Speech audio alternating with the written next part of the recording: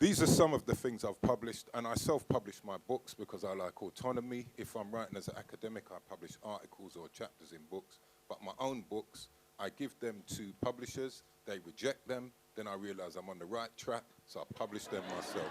This is true. I actually have another one.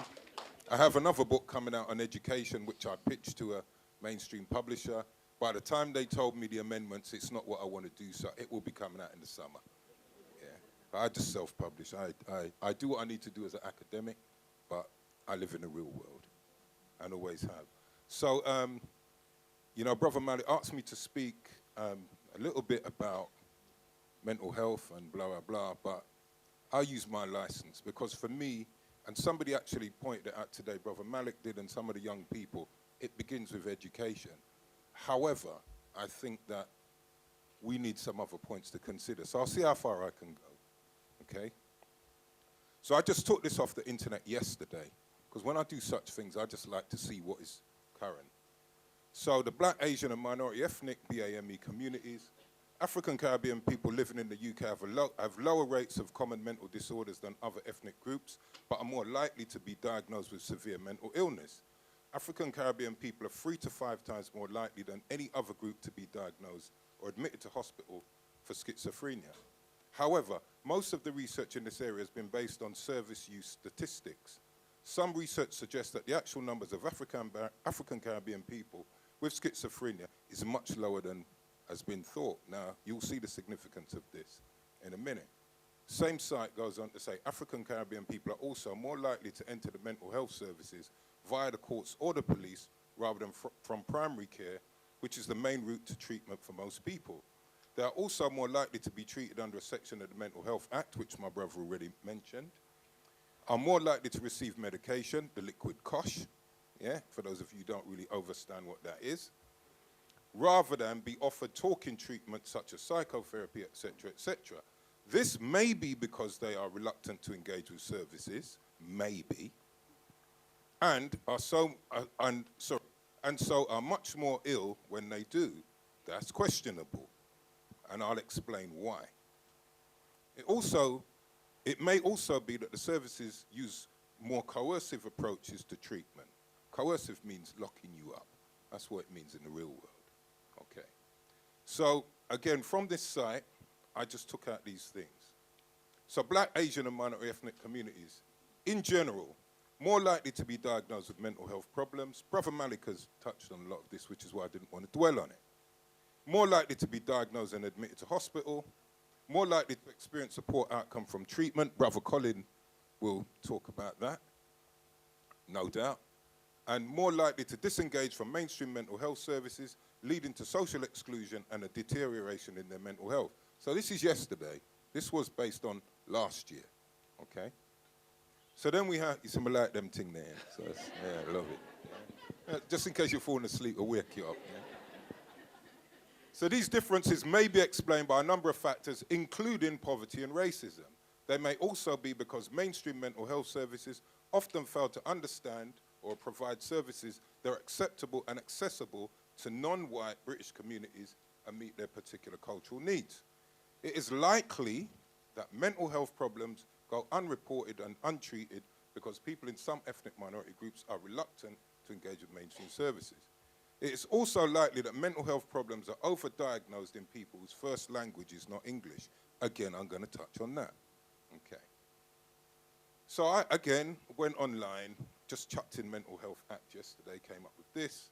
So I remember last year there was a lot of talk around revisiting the mental health, blah, blah, you know, yeah, lip service, right.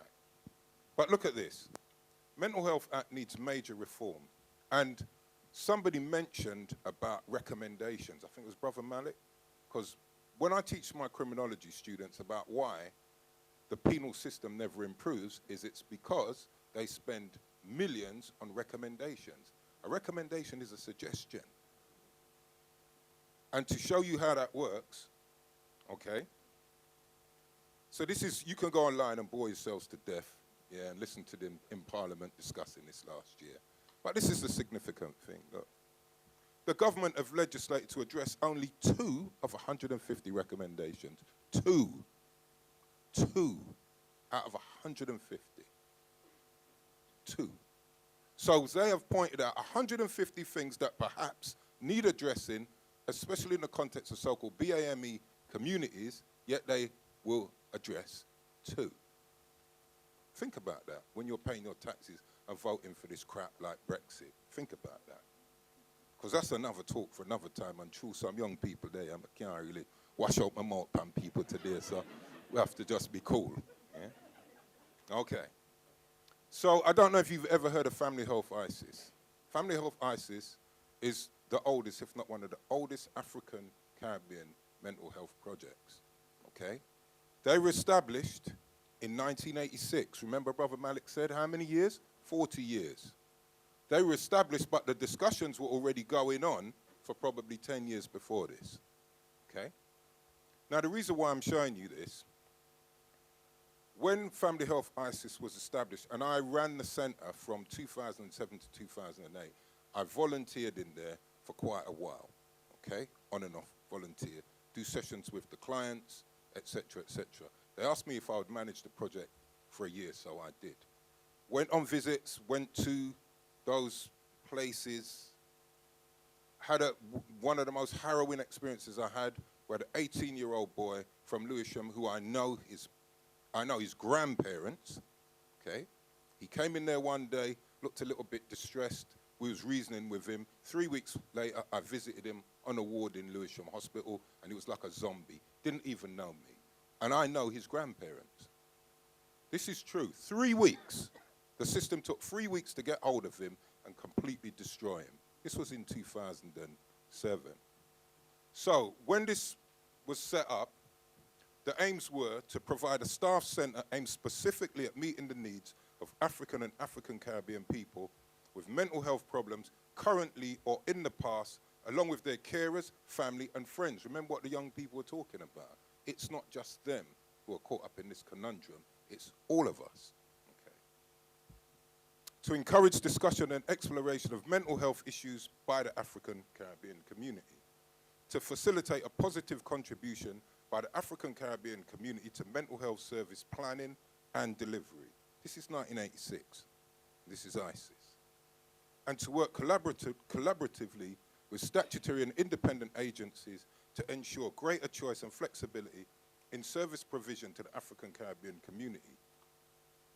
So they published a book in 1996 by Juliana Frederick, who's one of the main workers there. This book came out in 1996. So it had all those stipulations in there, okay? Crucially, and it's pretty sad for me to be up here because I believe ISIS has just died and been taken over by mind. But the fact with ISIS, the clients agreed no white people could work in there. The only white people who could work in there were if they came there to fix the boiler or change some carpet. Because they said, we are not going to be subject to the whims and wills of the people who are responsible for us being in there in the first place. So ISIS was African Caribbean. That's what it was. All the staff, all the workers, all the clients. No white people could go in there to work with anybody. They can get that anywhere, okay? And people used to say to me, oh, that's a bit whatever, it's a bit wrong-headed. And I said, well, no, actually, it's quite right-headed, because if it was Jewish communities, it would be bespoke services for Jewish communities. So what is the difference? And sometimes we need to have the real conversations, and those of you who know me, I don't care. Them could sack me today. I'm a qualified plumbing and heating engineer. I'll buy a fan. I don't care. I have always made sure I have a plan B, and I am autonomous, which is what I say what the hell I want, wherever I want, when I want. Coming up here, license for my mode. So Family Health, our Family Health ISIS, our ethos. Family Health ISIS ethos is developed from the following accepted facts. That there is an accepted overrepresentation of black people in psychiatric hospitals, and that there is a much higher rate of diagnosis of schizophrenia amongst African and African Caribbean people. Remember, this is 1986, published in 1996. Yeah. That black people are more likely than white people to enter a psychiatric hospital formally. that once black people have gained access to mental health services, they are likely to experience the most basic of treatments, in other words, them done. Okay. And that there is a disproportionately high rate of schizophrenia amongst people from African and African Caribbean communities as compared to the rates of schizophrenia in their native countries. That means it's environmental. It must be something to do with the environment, which is often missing from these discussions. Why is it that if I go to Jamaica, I never hear about so-called black-on-black crime or black underachievement? When I go to Ghana, why don't I hear about black underachievement? Because the markers of everything from good to bad to indifferent look like you. Therefore, you can aspire high or you can drop low, but it looks like you. It's packaged like you. So everything about excellence doesn't look like you in this country. And it has to have a role on our thinking. I've been on this planet long enough to kind of observe certain things, okay? So, to me, any discussion on social, cultural, and political disparities on mental well-being, because I don't like this mental ill health, because to me that's another stigma, another label that just puts people in a particular position. You take them out of that detrimental situation and you can reason with them. You only have to take them out of that environment. It's the environment that triggers certain behaviors. So, in that book, they deal with that from many different perspectives, and there's a wonderful sister in there called Dr. Nardove, who was responsible for setting up some of the early Saturday schools, you know, the supplementary Saturday schools, with Stuart Hall in London. She was one of the people who was involved in that. Wonderful sister, and she's back in the UK now, because she was in the States for a while. So I want to show you this, yeah? I just want you to, now, this is the Sun, 16th of August, 1996. What is significant around the 16th of August? A-level results. I want to show you this because sometimes what I think we do is we tend to divorce a perceived reality from what we consider to be a lived reality. I want to just show you what I'm explaining. So just bear with me, coming on mad. Just bear with me, right? Now this image came out and it says, I've got a sneaking feeling standards have dropped. So a monkey has got 10 A-levels. And this is the Sun, the current bun. We know it's supposedly racist, but all red top newspapers are racist. All the broadsheets are racist. The journalists all go to the same damn places to be trained. The whatever it is, editor of The Guardian can be the editor of The Sun. To them, it's a game. It's a game. So I don't get distracted and think, oh yes, let's read the Telegraph because it's more informative and true. No, it isn't. They just use bigger words. Because the red tops are aimed at a reading age of about 9 years old. The red top newspapers. Speak to somebody who does that kind of research, they'll tell you. So I don't really give no credence or credibility to none of them. I don't care. To me, it's what I can use. So look at this now. Now, is this picture racist? Who thinks it's racist? But more importantly, why?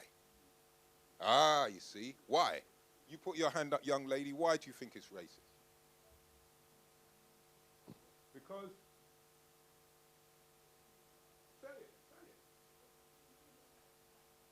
So it looks like the representation of black is a monkey. Yeah, the representation. And this is the other thing. If you ever came to study with me, okay, there are no stupid questions. Because if it comes into your head, it means it's in line with what you're seeing. Say it. And if people, as they say, there's a famous piece of philosophy that says, ridicule is the burden of genius. Most people ridicule geniuses because they don't know what the hell they're on about, different levels.